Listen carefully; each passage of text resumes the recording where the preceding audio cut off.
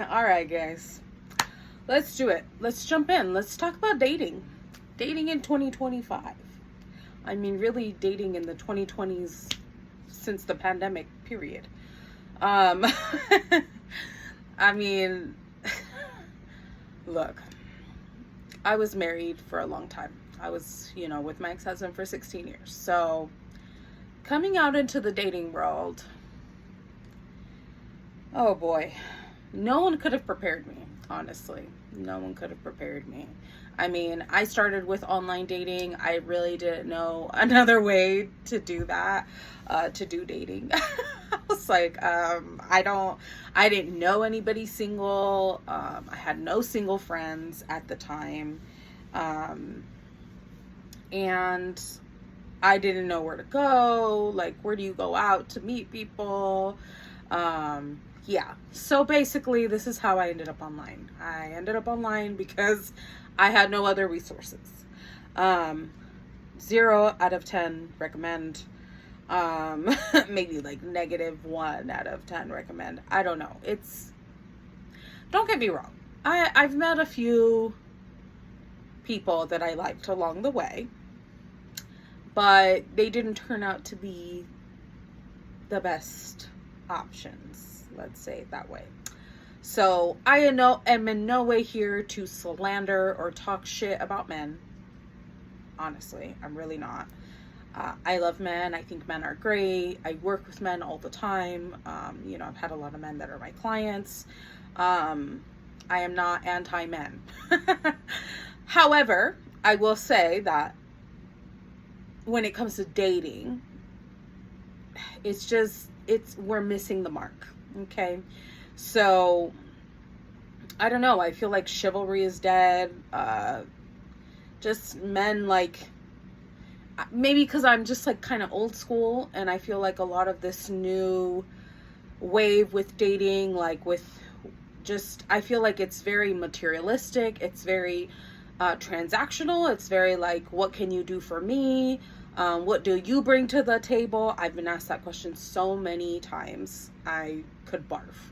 I didn't even know that was I've never been asked that question before. My husband, when we were married, was never like, what do you bring to the table? Like, I don't understand the question.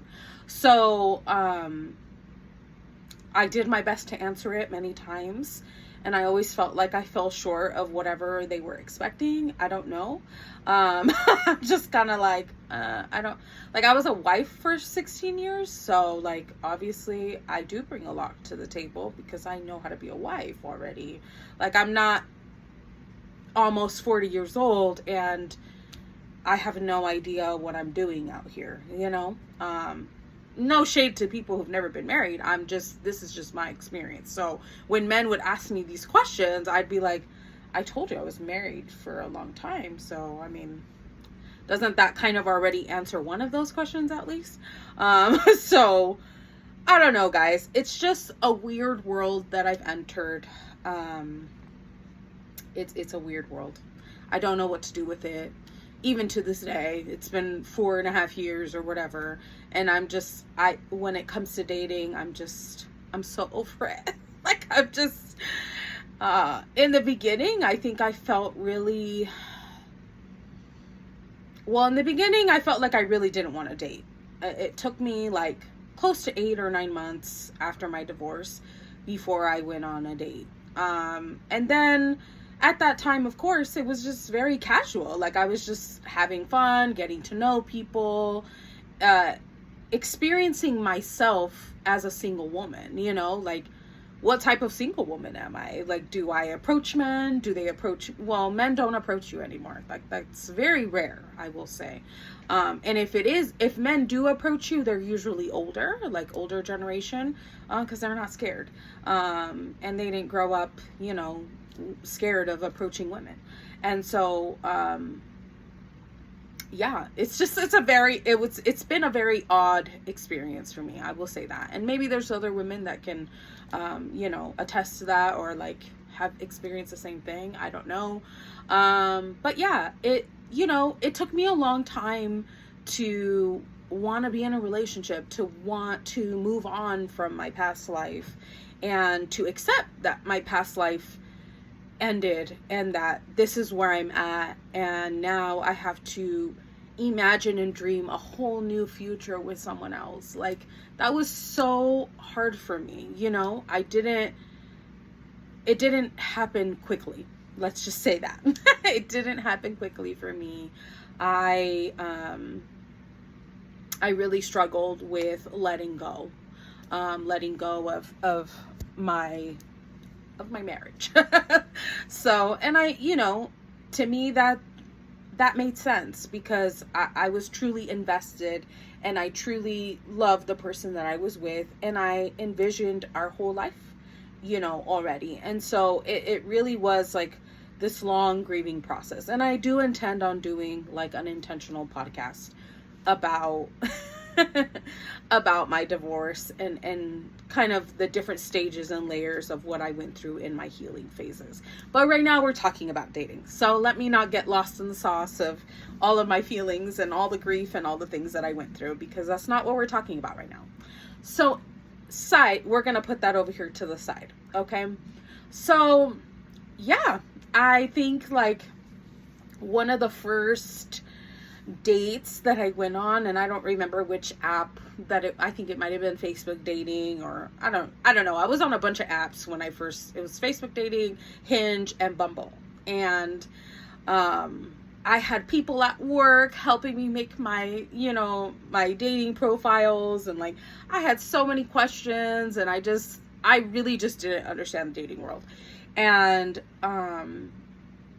yeah, I think one of the first guys that I went on a date with was super young. Like, so I was maybe like 34. I'm like, how old am I right now? I was about 34, 33, 34, in that age range when I first got divorced. And so, yeah, I had to be 34 because my birthday had already passed. And so the guy was like 27. Men being in their 20s is just, yeah. So I was like, I mean, he rode a motorcycle, he was tall, he was good looking, and you know, I'm just exploring, I'm just having fun, I'm just whatever. And so yeah, that was one of the first people that I met, and it ended up being a very immature and like low-key awkward situation, because I felt like the guy fell head over heels really fast. And honestly, like in the first year that I started dating, I encountered this so much, where like, I think because I didn't know how to be single, and I was still very much like in a wife mode, like in my head, and the way that I behaved and the way that I was used to talking and being with a man, it was like I was probably giving too much, you know. I wasn't setting the right boundaries and like allowing the right amount of time to pass before I was giving a lot more, you know, like emotionally than I probably needed to. And you know, I'm also like in mental health, and I care about people, and I think my care always comes through even when I'm dating. Like, I ask people very inquisitive questions, like I'm very curious, I'm a great listener, you know, all the things. So I'm smart, like, you know, I know about a lot of things. So it's just, so yeah, this just kept happening to me. Like, I would go on dates with guys, we'd hang out a few times, and then they wanted to be in a relationship. And I was just like,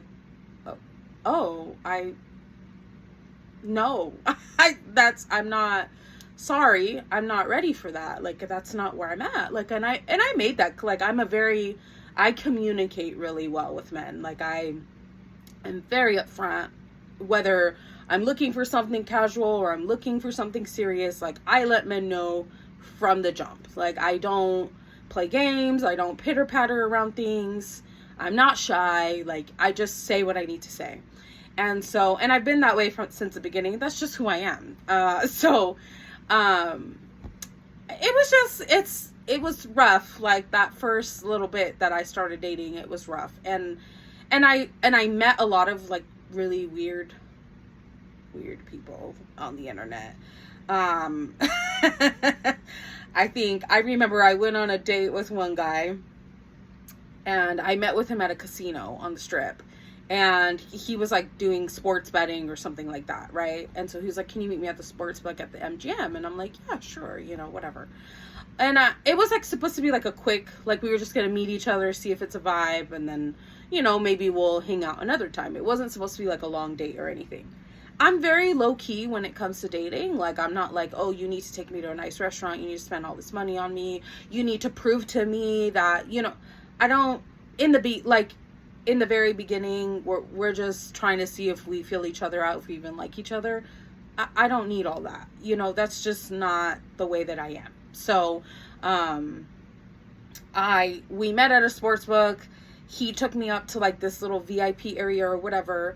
And he was like, "Yeah, I've got these VIP bracelets. Like, we're gonna hang out." And, he didn't really mention to me that he was with somebody. And so we get up there. Well, he like sneaks me in because he doesn't want to pay. He doesn't want to pay for me to have my own bracelet. Because, he honestly doesn't know if I'm going to stick around. That was probably the first red flag. That, like, you invited me to come hang out at the sports book with you, and you don't want to pay for me to be here and like hang out with you. So anyway, I didn't ask any questions. We just went up there. I don't know, somehow he snuck me in. And when we get up there, he's with his cousin. And I'm like, we're on a date. It was a date. Like, we established that it was a date. It was like a short date, but it was still a date. And so I was kind of like, okay. And he's like, "Oh, he's going to sit a few rows back from us." And I'm like, is this your security? Like, is this your person that you have here in case I'm crazy? I don't know.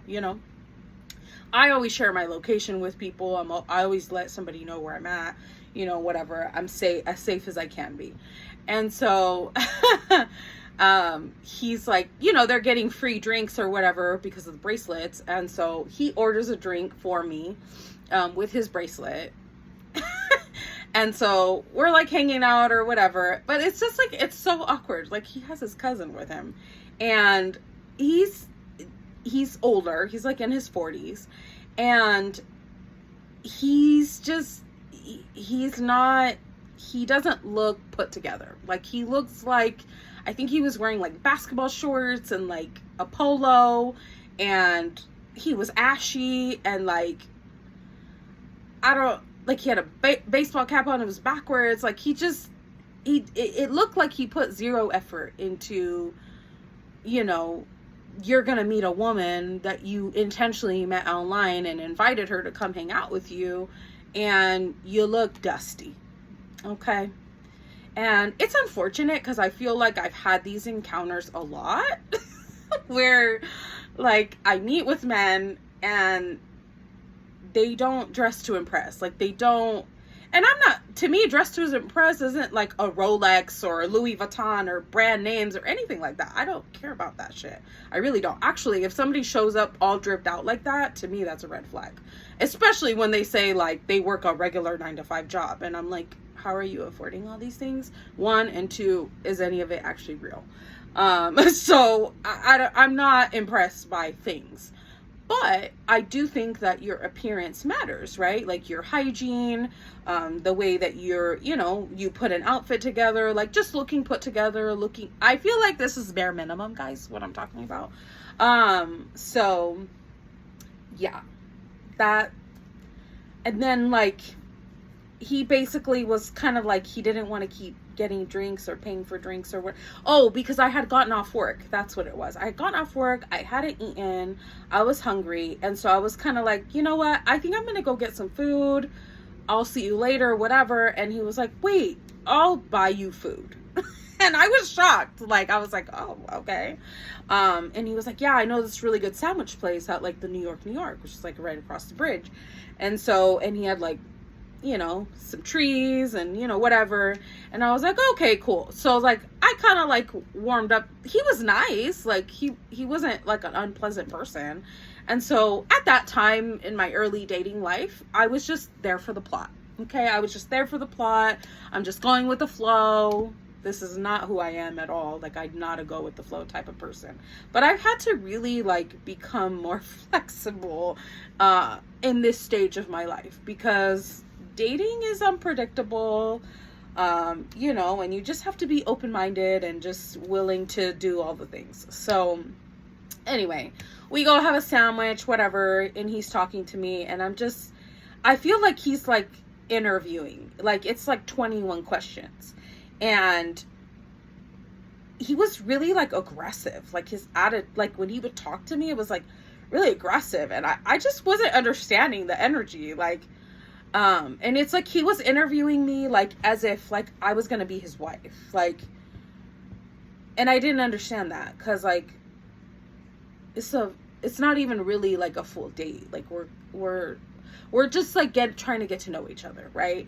And so I don't know, like his approach was just a little aggressive, and it was just a lot, and like, and then so when we come back, we start walking back to like toward the bar or whatever, and he's like, oh, my cousin wants to meet with us because we're gonna smoke, and I'm like, oh, okay. Just having a third person on a date is just, it's awkward, okay? And so low key, I ended up, and then he tells me, like, yeah, he tells me, he brings his, you know, his cousin comes, and we're like, I'm actually getting along better with the cousin than I am with him. Like, he's really smart. He's, you know, very knowledgeable on a lot of things, very passionate. And we're having all these conversations about all type of things, right? And the guy's getting jealous because he's like, what? She hasn't been talking to me like this. Well, sir, all you've been doing is like drilling me with questions. And so you're not actually letting me talk or be myself or letting things just naturally flow. Like, you're kind of forcing it, you know? And so, he like literally is just like annoyed. And then he just like puts his cousin on blast, and he's like, my cousin's homeless.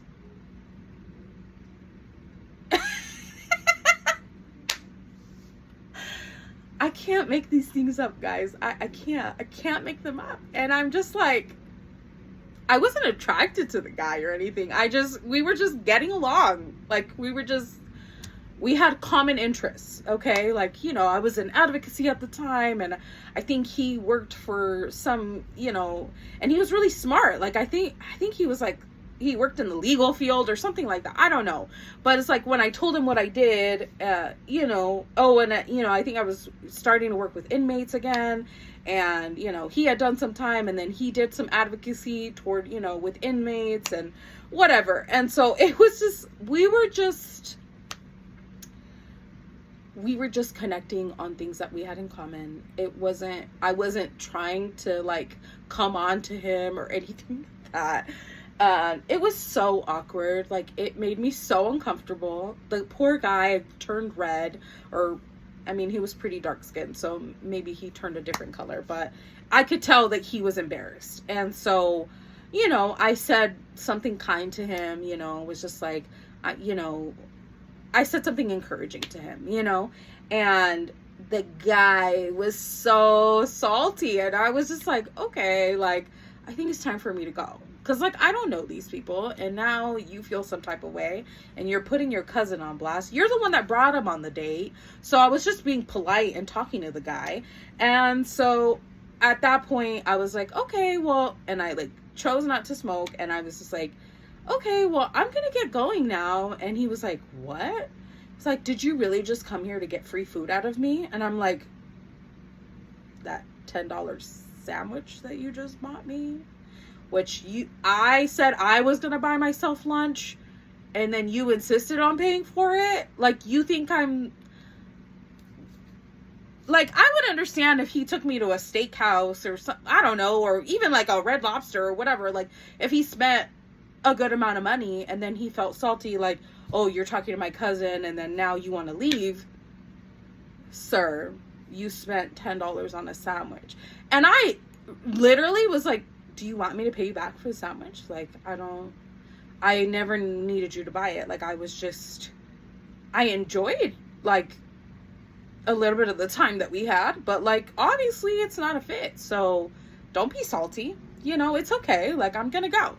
And so he definitely was salty. And so I like called a friend and I like stayed on the phone with him until I got to my car just to make sure. And his cousin was like, oh, and the guy didn't even live here. He lived somewhere else, which he didn't tell me, and he never put in his profile. I found this out when we were talking, that I think he was a truck driver, and I think he lived in California. I don't know, guys. This was a while ago, so I don't remember all the details. But yeah, it was insane. And then oh, it always keeps going. Like, they never just let it go. Like, they have to get their lick back type thing, right? So then later that night, I'm like, I don't remember if I was out or I was with, whatever. I was with people, and I get a text message from him. And mind you, like, after I left, I sent him a message and I was like, you know, hey, it was really nice to meet you. Like, thank you for, you know, like, thanks for the date or whatever.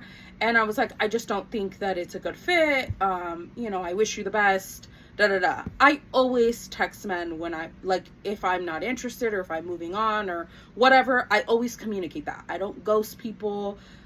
I've maybe ghosted someone one time because they were like, it was more of like a safety concern. But generally, I do not ghost people. I think it's highly disrespectful.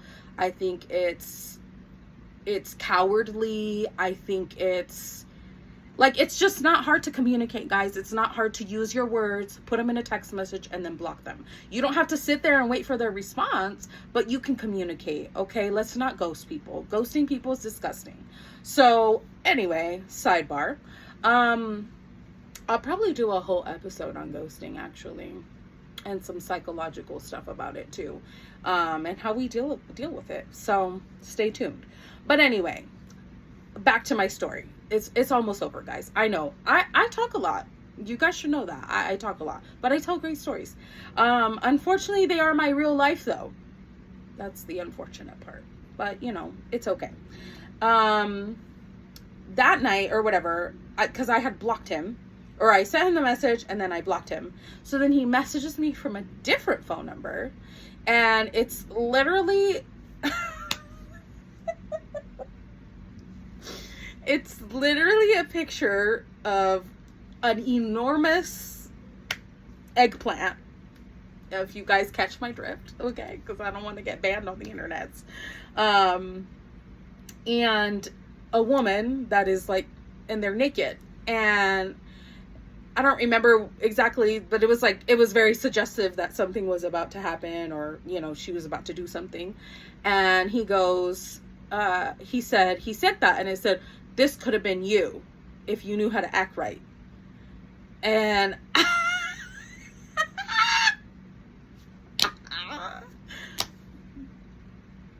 did I respond? I did not respond. I simply blocked him again from his new number.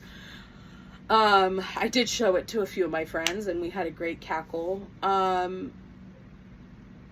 It wasn't him in the picture. It was just some other random dude that had a really humongous thing, you know? And so I'm like, is that like wishful thinking? That's what you wish you had to offer? Is that what you bring to the table? I don't fucking know. Excuse me. I don't know. So I'm just like, okay. Guys, I cuss like a sailor. And so it's going to be really hard for me to not cuss on these podcasts. There might be some slip ups here and there. You know, this is part of who I am, guys. So, you know, you're either here for it or you're not. But yeah, it was amazing. It was so salty, and I just didn't understand it. Like, dude, we just met 5 minutes ago. Why are you so butthurt by my rejection of, like, you took it as a rejection, clearly.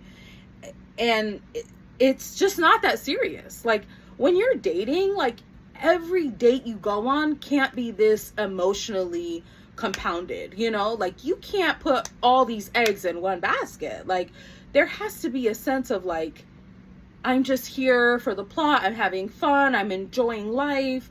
But, like, people, and I've experienced this a lot with men, where they just take it so deeply personal if you're not interested. And it's like, a lot of times, like, men can be good looking, they can be successful, they can be the right height, they can have everything that I want. And then I meet them in person and they're dry. Like, they can't hold a conversation. They don't know nothing about nothing except whatever they do, right? And it's boring. And it's like, I'm not a boring person. Like, I'm smart. I read. Like, I know things about a lot of things. And so, like, honestly, the way to my heart is through my mind. That's just the truth. Like, if you can stimulate my mind, if you can keep up with me, if we can have interesting conversations, if you can teach me something, you got me. Like, you got me. If you could teach me something, I mean, it's just, it does it for me. Okay. So, you know, a lot of, I don't know, people call it sapiosexual, whatever. Like, it really, that is truly like a thing for me. Like, I can be attracted to men all day. Like, that's fine. But it's not going to go anywhere further than the bed. You know what I mean? I feel like that's just, I'm just speaking my truth, you know? So, yeah, I don't know. I don't understand why men are so sensitive when they date. They get very upset when they feel rejected, and it doesn't matter how nice I am either. Like, I am always so kind. You know, I really don't give people my energy. Like, I just don't. And I've found that pisses people off more than anything. Like, when they're trying to get a rise out of me, when they're trying to push my buttons, when they're trying to, like, because, you know, for a lot of people, like, that energy and that anger or that attitude or whatever is what shows them that you care, what shows them that, like, they got to you, they got under your skin. And so, honestly, the best thing that I can do is just stay in control of myself and the way that I feel and the way that I respond to people, because I don't react, you know, like, I stay very calm. And honestly, guys, that's a huge testament of mine.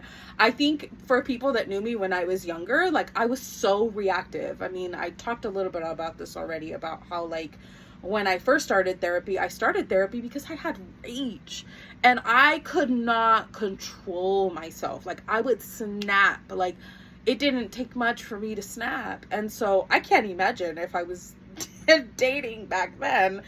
And, you know, my poor ex-husband, like, that's the version of me that he got early on. And so, and he's just not like that. Like, he doesn't get angry like that. He doesn't react. He doesn't snap. At least, especially when we were younger, you know, he was a very calm guy. And so I always feel so bad because I'm like, I know I gave him hell and I gave him a run for his money. But, you know, I did. I grew. I changed. I didn't stay that way. So when I say things to you guys, like, I stay calm, I'm composed, I think, not to say I don't get angry. Of course I get angry. And I am very passionate when I'm angry, but I'm also very action oriented when I'm angry. Like, if there's something that I can do to change the situation, that's what I'm going to do. And if there isn't, and it's just a bunch of feelings and I need to deal with them, then that's what I do. I know how to navigate the waters of anger now. You know, they don't drown me anymore. They don't overtake me normally, for the most part, right? Always got to leave a little room there for human error, right?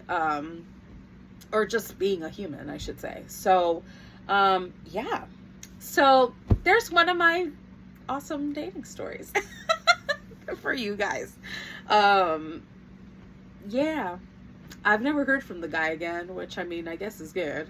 But yeah, guys, I've been on so many dates in the last few years, and it's just right now, you know, I was seeing somebody for a while. I really, really liked them, and that,